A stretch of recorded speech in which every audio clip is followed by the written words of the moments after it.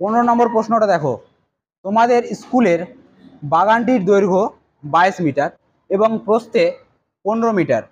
যদি বাগানটির দৈর্ঘ্য 3 মিটার এবং প্রস্থে 2 মিটার বাড়ানো হয় তবে নতুন বাগানটির ক্ষেত্রফল কত বেশি হবে? আমাদের প্রশ্নতে কি জানতে চেয়েছে?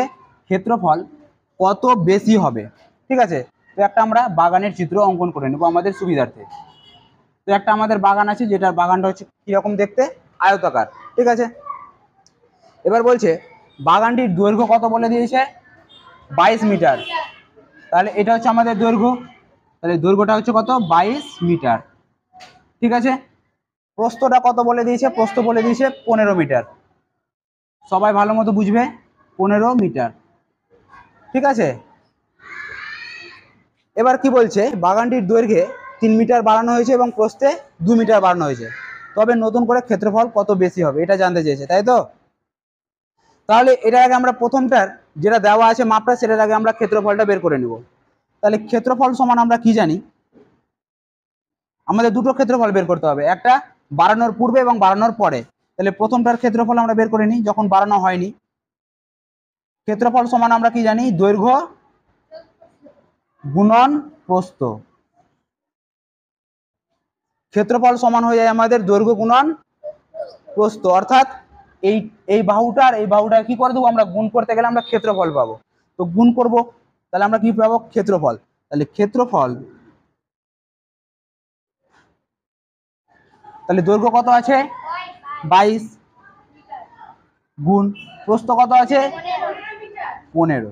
তাহলে এই দুটোকে গুণ করব, গুণ করলে কত হয়, 15 2 30, 30-এর শূন্য হাতে থাকলো কত 3, 15 2 30 আর 3 33।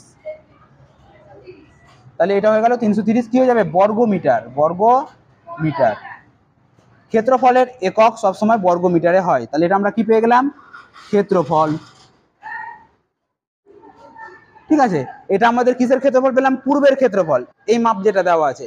পরবর্তীতে কি বলছে, যদি এই লাইন থেকে দেখো, যদি বাগানটির দৈর্ঘ্য 3 মিটার বাড়ানো হয়, অর্থাৎ বাগানটাতে আমরা কি করলাম, 3 মিটার বাড়িয়ে দিলাম, মানে 22 থেকে 22-এর পরে 3 যোগ করে দেবো। দৈর্ঘ্য কত বাড়ানোর কথা বলেছে, 3 মিটার, তাহলে 22 আর 3 কত হয়ে গেল 25। তাহলে এই বাগানটির দৈর্ঘ্যটা এবার হয়ে গেল 25, আর প্রস্থটা কত বলেছে, প্রস্থ 2 মিটার বাড়ানো হয়েছে, তাহলে আগে ছিল কত 15 যোগ 2 বাড়িয়েছে, তাহলে কত হয়ে গেল এবার 17 মিটার। ঠিক আছে, এবার তাহলে ক্ষেত্রফল কত হলো সেটা বের করব। তাহলে নতুন বাগানটির ক্ষেত্রফল,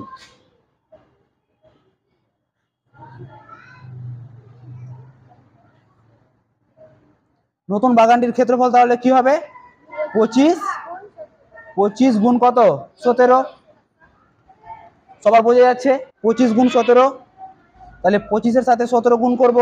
কেমন করে গুণ করব, তোমাদের একটা গুণ করার টেকনিক দেখিয়ে দিই আমি। 25-এর সাথে কত গুণ 17, এই গুণটা আমাদের এক লাইনে চলে আসবে। আমরা সাধারণত গুণ করতে 3টা লাইন আসে, আমরা এক লাইনে গুণ করতে পারবো। 5-এর সাথে 7 গুণ করলে কত হয়, 5 7 35-এর 5 হাতে থাকলো 3। ঠিক আছে, এবার কোনাকুনি গুণ করে যোগ করব। 7 2 কত হয় 14, এখানে লিখলাম।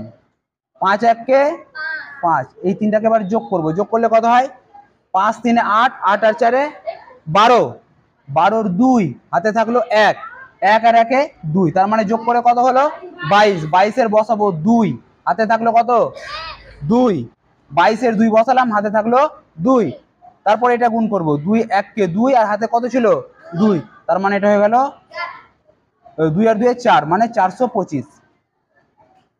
ঠিক আছে, এটা তাহলে গুণ করে কত হলো 425 বর্গ মিটার, বর্গ মিটার।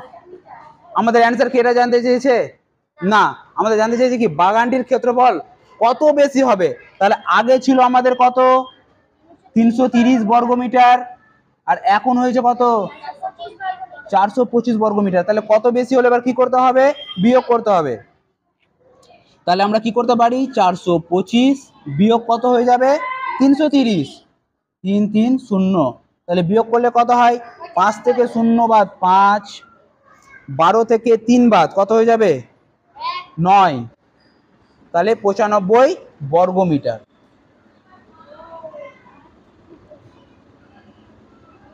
বোঝা গিয়েছে সবার? তাহলে আমরা উত্তরে কি লিখবো? নতুন বাগানটির ক্ষেত্রফল 95 বর্গমিটার বেশি হবে। তাহলে আমরা উত্তরে এখানে লিখে নিব, তোমরা সবাই উত্তরটা লিখে নিবে যে নতুন বাগানটির ক্ষেত্রফল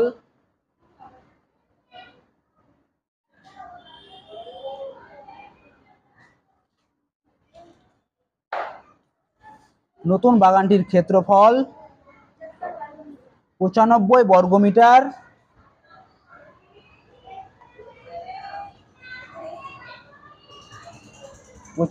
বর্গমিটার বেশি হবে, বেশি হবে। বোঝা গিয়েছে সবার? কারো কোথাও সমস্যা? আচ্ছা ঠিক আছে, টুকে নাও।